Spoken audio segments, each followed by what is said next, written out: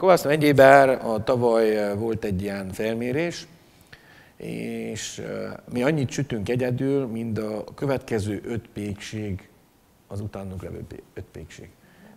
Tehát nem csak, hogy nagyobbak vagyunk, mint a többi, hanem 5-ször akkorák vagyunk.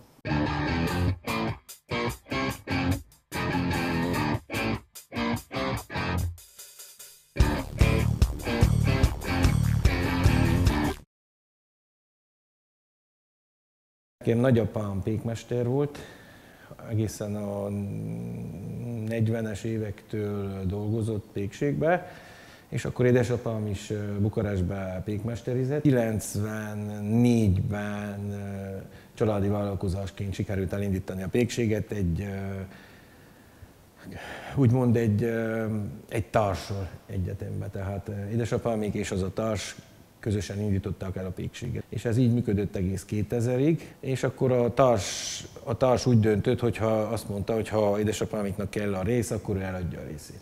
És akkor 2000-ben apumék átvették a pékséget, és 2002-ig az ő tulajdonukban volt a pékség, akkor én ott már dolgoztam a pékségbe, tehát én inkább úgy mondom az adminisztratív dolgokba segítettem, és éjjel pékeskedtem, délelőtt hordtam a kenyeret, délután szaladtam a bankba.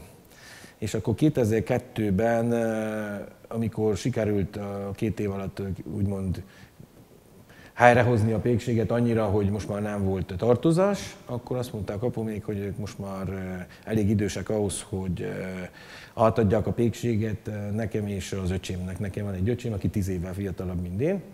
És akkor én voltam az, amelyik azt mondtam, hogy ez nem lesz jó, mert ő 18, én 28 abban az időben, és ez nem lesz jó, mert csak veszekedés lesz, hát akkor döntsék el, hogy kinek adjak, döntsük el, hogy mennyi az érték, és akkor beszéljük meg, hogy 1 éven belül kifizessük egymást. Akkor öcsémnek az első szava az volt, hogy neki jó, hogyha én kifizetem őt.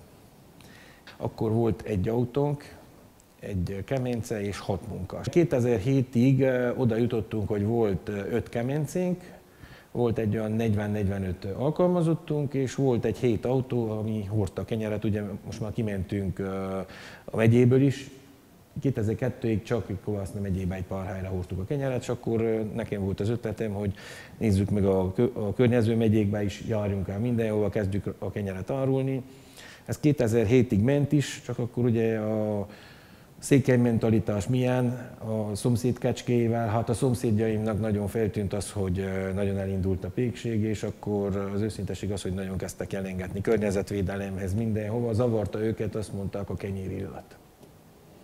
Ugye a pékségem az fent volt a lakóházak között. Lényeg az volt, hogy addig jelengettek, hogy a környezetvédelem azt mondta, hogy sajnos, hogy lépni kell, tehát 1 évet tudnak nekem adni, hogy költöztessem el a pékséget. És akkor elindultam a bankokba hitelt fölvenni. 2007 elején fogtunk neki az építésnek, és 2007 decemberre felépítettük ezt a mostani úgymond modern uniós pékséget, 220 000 eurós költségű.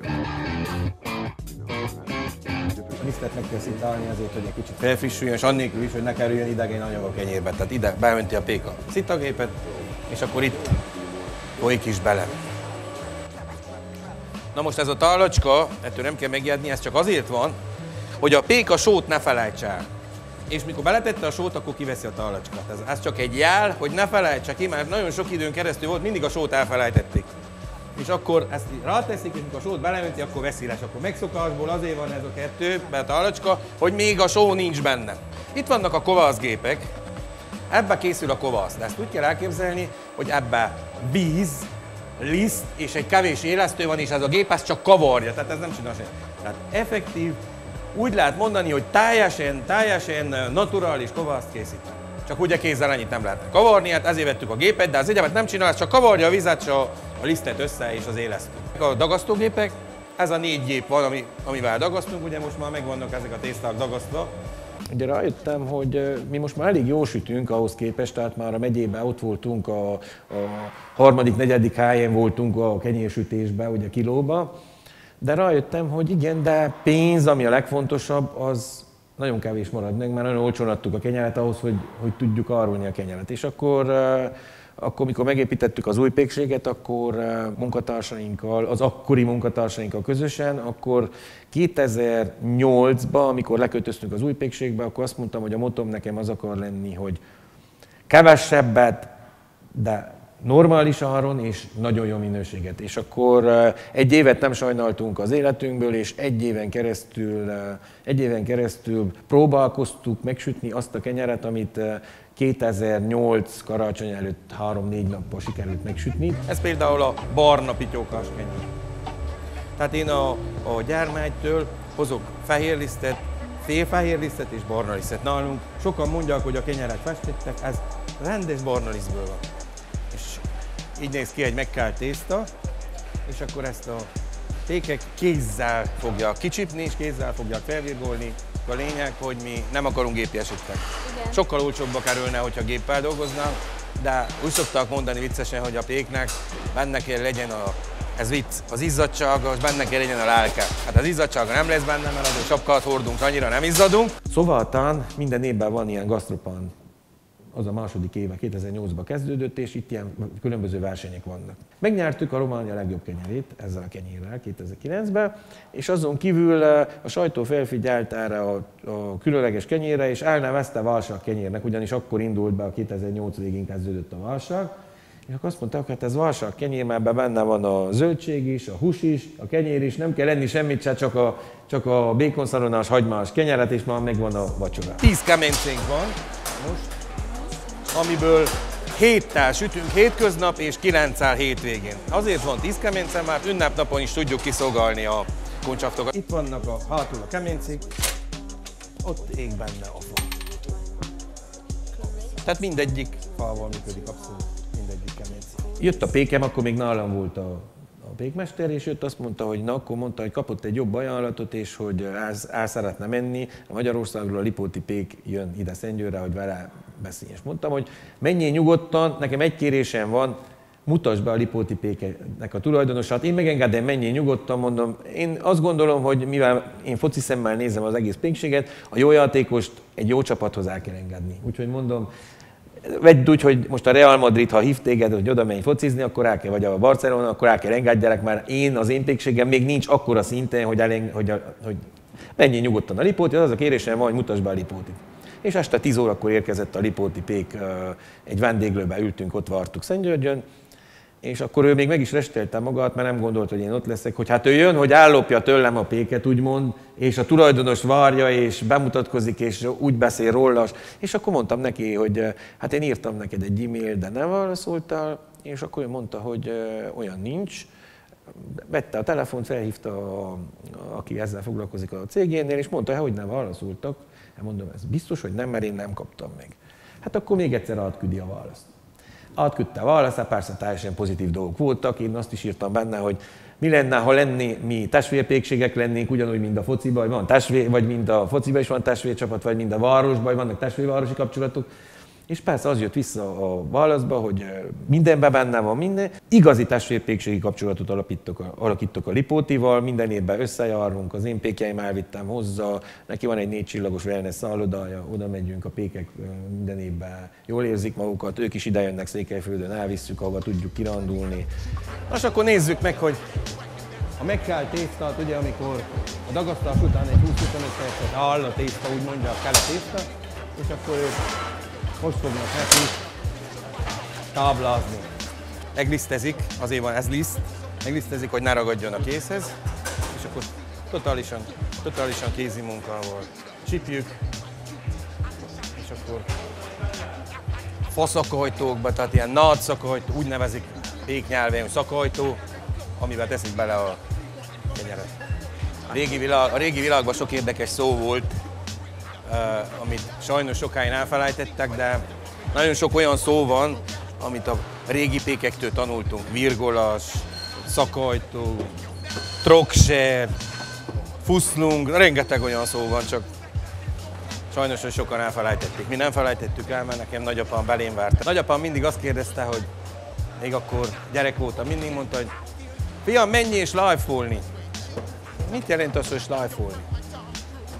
Meg tudod, mikor nagyobb leszel? Hát, hogy a slájfolást azt a fiatal csajoknak a a gömböítésre értettek. A pékségben, abban az időben, a régi világban, még én is emlékszek még az apum idejében is, hogy bementem egy pékségbe, ugye akkor nem a miénk volt még a pékség a 80-as években. Annak meg volt a hangulata, azok a pékek együtt dolgoztak évek óta, mindig viccelődtek, mindig. Ez tényleg nem vicc.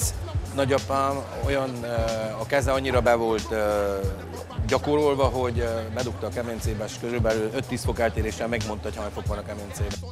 Majd az egészet felteszik egy szallagra, és akkor a kemencébe teszik be, és lapáttal is szedjük ki. Tehát most a modern pékségekben ugye vannak bevetőszerkezetek, kiszedőszer, egyedül nem is kell ember se bevetni, kiszedni, de nincs annak feelingje, az nem. Londonban azt mondhatom, hogy 2,5 éve, hogy indult. Az első év az nagyon nehéz volt a munkás sok miatt, mert ugye az az őszintesség, hogy ott Londonban az első évben, amikor megindultunk, akkor abszolút kezdők voltunk mindenben kint Londonban. Tehát ott a munkásoknak is meg volt mondva, hogy fiúk, itt nem fogunk mi sütni 20 kemence kenyeret, mert azt el is kell adni. Hát ugye azért már nem úgy van, hogy Londonban a közlekedés is más, ugye az étkezési szokások is teljesen eltérőek, az angolok nem nagyon esznek ilyen kenyeret, nekik megvan az a szeletélt toszt kenyerük, ahogy ők mondják. Hát nagyon nehezen indult. Az első év az annyi buktató volt, hogy tényleg már azon gondolkoztak, akik kint vannak Londonban, ugye ők rendezik, hogy feladják és bezárják a pékséget.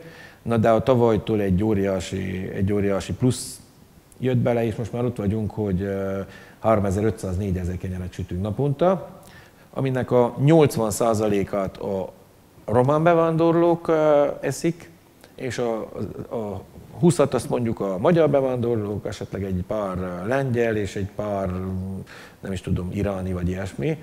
Az angolok a mai napig nem eszik a kenyeret, mivel nem tudunk bejutni olyan helyre, ahol ők meg tudnak kóstolni, csak a román üzletek engedik, hogy oda vigyük nekik a kenyeret és a veknit. A régi pékségekben a kenyeret vártik. Na, mivel itt óriási mennyiség van, akkor így kitaláltuk azt, hogy készítettünk olyan gépeket, amivel raszáljuk a kenyereket. Itt készítsük a sütiket. Ez most egy malnas sütemény, malna ízes sütemény, amit most készítünk. Ott van az erdei gyümölcsös, tehát mindenféle csinál. Itt vannak a pankok, ugye, pankó, székelyesen pankó.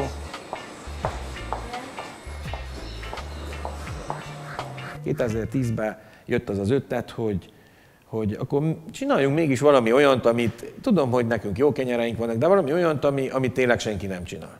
És akkor csak úgy egy este ültem a számítógép előtt, és beüttem, hogy a világ legnagyobb kenyere. Hát nem adott semmit a Google, tehát ilyen 5 kilós kenyereket süttek 20 méteres kenyeret is, de az úgy volt, hogy ilyen alagút kemencébe, hát az nem nagy kunst, ugye, hogy most összeragassza a kis vekniket, és akkor az ott a túlsó felén kisül, de az nem egy tészta. És akkor én azt gondoltam, hogy ugye megkerestek a Sepsiszentgyörgy, hogy 550 éves város volt, pont 2010 vagy 2011-ben, és akkor mondták, hogy kéne valamivel kirukkoljunk. És mondom, hát akkor figyeltek ide. Megvan a cukrászlaboratóriumom is, sütök egy 550 kilós tosztát. És akkor mondták, hát jó, de kenyérrel is kellene. Hát mondom, akkor sütök egy 55 kilós kenyért. Most már be is gyújtottunk, már a versenyre fogok sütni. De hát ez óriási, csak nem látszik, mert most ugye csak így, igen. Lejár az egész, itt a lapát, amivel süttük a legnagyobb kenyeret. Tehát egy kis péklapát. Szerintem ez is a világ legnagyobb péklapátja, azt garantálom már.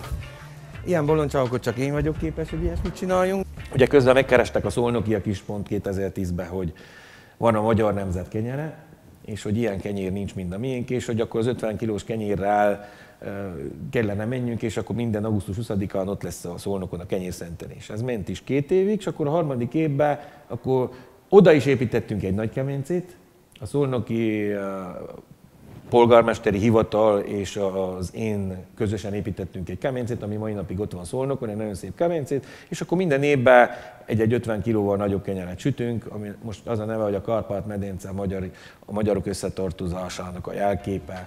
Hát egy jó kenyér, akkor jó kenyér. Ugye én ezt összetörtem. És visszaáll. Egy jó kenyér visszaáll az eredeti formájába. Nem nagy, nem szép. Van egy olyan magyar reklám, mindig azt szoktam mondani, ronda de finom. Igen. Az a legjobb reklám a kenyérnek. Ne legyen szép a kenyér, sose azt kell nézni, hogy az egyforma legyen, mert azt akkor gép csinálja, abban nincs benne lélek, abban benne van mindenféle szer, ami nem engedi, hogy elfolyjon, nem engedi, hogy megpenészedjen, nem engedi.